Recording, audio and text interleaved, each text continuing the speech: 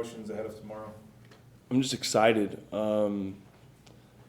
It's crazy. It's the last one here. But ultimately, at the end of the day, it's just another game. There's a lot more emotion involved, but I try to do my best to keep that to the side, and we got to realize that we're playing for the 2 seed. You know, if we win, we're the 2 seed. If they win, they're the 2 seed. So it's a really big game for seeding purposes in the conference tournament. What was that like when you guys landed and turned on your Wi-Fi or whatever and saw that the San Diego State had lost? We actually found out mid-flight someone got service, and they showed it along, and it was just a great, it was obviously a great win for UNLV. They shot it well from 3. Kind of shakes up the standings a little bit, but we're just focused on Colorado State, and obviously that was just another result. What have you guys been able to do in the last 10 games that you think you didn't do in the first 20? It's been our defensive intensity along with just defensive focus. I think we had some good stretches of defense probably in that first 20, but not as consistent as we probably would like to have. So it was just a matter of like getting all 5 guys on the same page and doing what we do defensively. When you look back at your last 4 years, just everything you've accomplished, everything you've done, what's this program meant to you? And, has it kind of gone the way you thought it would? This program means the world. They're one of the first couple schools to offer me, and they really saw a vision in a 16-year-old me that, I didn't really see for myself. And they've, done an incredible job with me, and it's gone better than I could have asked for, and I'm forever thankful for that. What did, Leon tell you when, he recruited you to make you see that, oh, hey, he sees something in me. He thinks that, I can be great. Funny story, we were at Deli George on my visit, and he was asking me about playing pro, and I'm like, oh, if the opportunity occurs, like I didn't really think too much about it, but I was like, if the opportunity occurs, yeah, of course I'd play pro. And he's like, you're going to play pro basketball. And as a 16-year-old kid, you're like, kind of opens up your eyes, like, this guy actually believes in me. And from day one, he's always showed that belief in me, and it's never wavered throughout these last 5.5 years. Do you have a favorite moment or a favorite game down the years?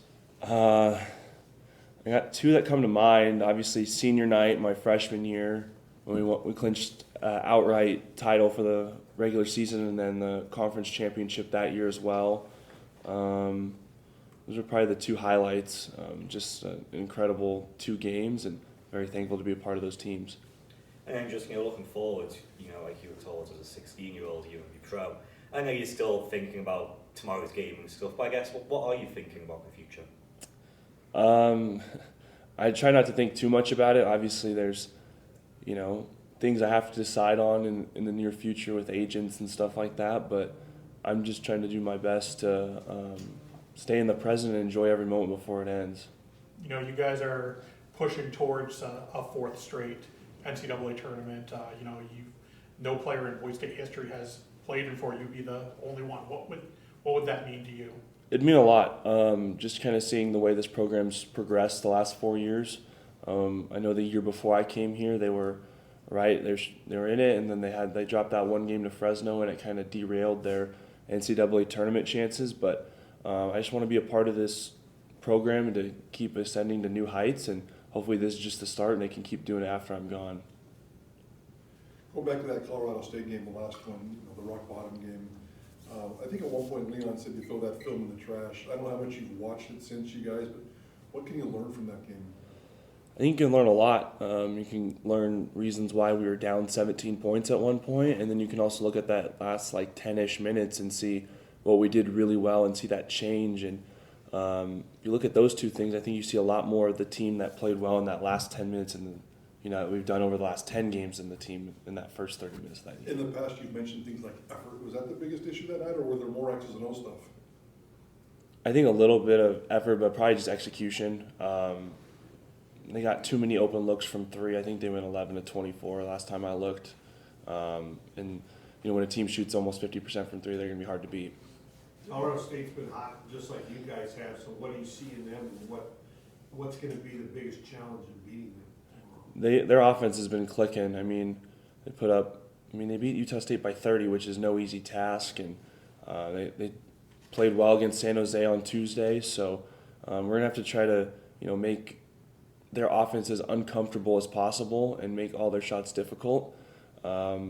it's easier said than done. Obviously, we're going to dive into the film today and really try to break that stuff down. So it'll be a great challenge for us. How much just, the way it's culminated with senior night and what's on the line tomorrow and how tough of a ticket this is. I mean, it could be a special night tomorrow. I mean, is it kind of building to a crescendo here? I mean, could you have asked for it tomorrow night to have more on the line or have it be any better? No, not. I mean, the only thing that could have been different is we're playing for a Mountain West regular season title, but that's already out of the picture with New Mexico clinching a share.